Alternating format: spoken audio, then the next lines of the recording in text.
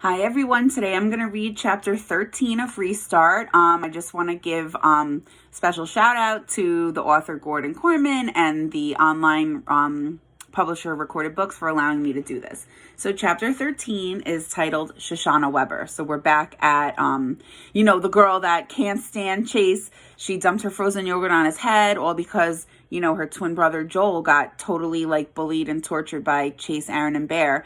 All throughout middle school, so badly that their parents had to send him away to a private school, and he hates the private school. He just wants to be home with his family. So here's a chapter about Shoshanna. I get it. We're nerds. The video club, I mean. We own it, too. Take something meant as an insult and be proud of it. Nerd power. After all, the shoe totally fits. We wouldn't be as happy doing whatever it is the so-called cool people do. That's how I always looked at it. We are who we are, and we're good with it. I figured the others felt the same way. Who cares what the popular kids think of us? Was I ever wrong about that? As soon as someone from the A-list showed even the slightest interest in video club, we all went weak in the knees and lined up to love him. My friends used to act like attention from the cool people meant nothing to them because they never thought they'd get any. But now that they've had a little taste, they're hooked. Brendan, who was bullied by Chase almost as much as Joel was, has turned into Chase's biggest fan. And none of those sheep can stop raving about Chase's amazing suggestion for my National Video Journalism Contest entry. I can think of a lot of words to describe Chase, and amazing isn't one of them. Except maybe that it's amazing he isn't in jail. On the other hand, that contest is important to me, and it's not like I've got a better idea. I did a little research, and the Medal of Honor turns out to be just as special as Chase says it is. Even a broken clock gives the correct time twice a day. I figure out that's a pretty good expression, meaning that, even a broken clock gives the right time, meaning that, you can trust people sometimes, even if you don't think you can, maybe they can be trusted. That's how I look at it. I figure I'll go talk to Mr. Solway. If he really did win a Medal of Honor, I owe it to myself to check him out. On the walk over to Portland Street, my phone pings. A message from Joel. So this is a little a text message conversation between her and her brother. So Joel says, "Where are you?" And Shoshanna says, "In town." And Joel says, "Hot date?"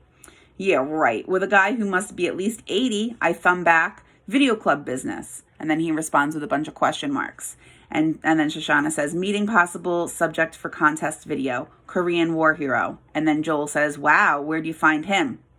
So now the text conversation is over, and now she's thinking internally. I hesitate.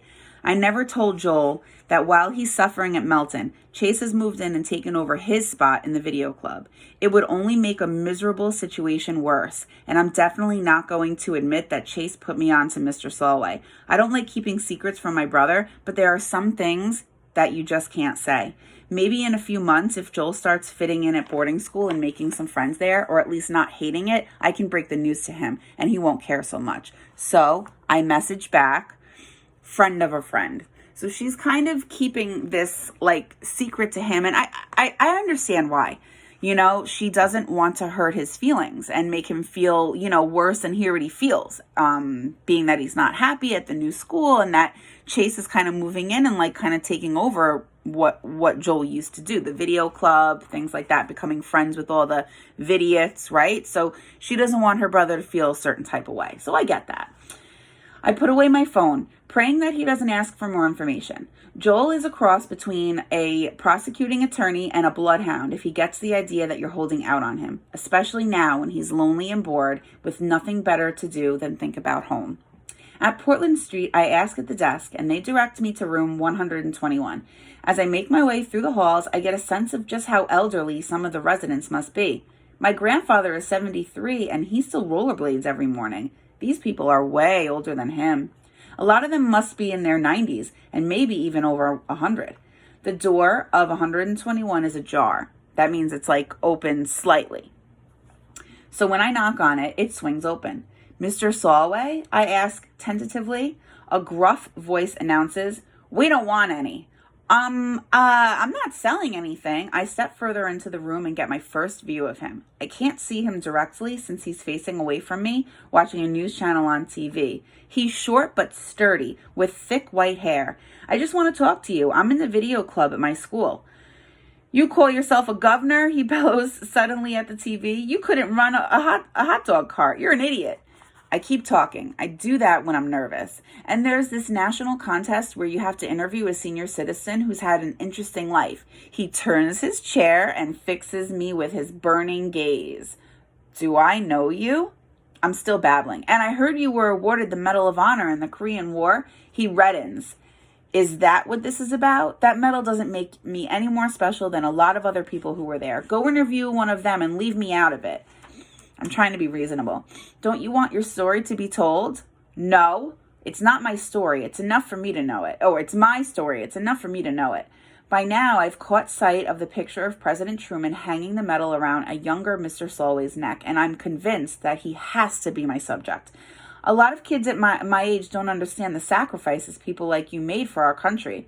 Don't flatter me, kid. I'm 86 years old, and there's precious little left of me to flatter. I don't want to be interviewed. I don't want to be thanked. All I want is for the dining room to stop serving cream spinach.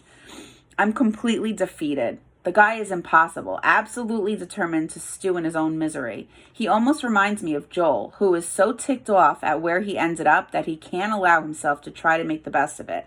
Because then he'd have nothing to complain about, and complaining is the only thing that keeps him going. The difference is that Joel has every right to be angry at the curveball life pitched him. This old creep is just plain mean. I'm about to back out of the door in defeat when a familiar voice announces, "Good news, Mr. Solway. I snagged the last prune Danish."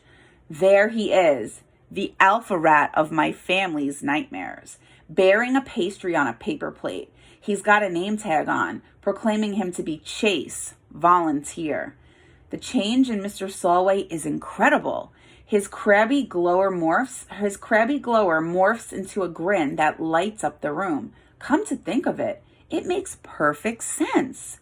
Who can cheer up a miserable jerk who would never give anybody else the skin off a grape?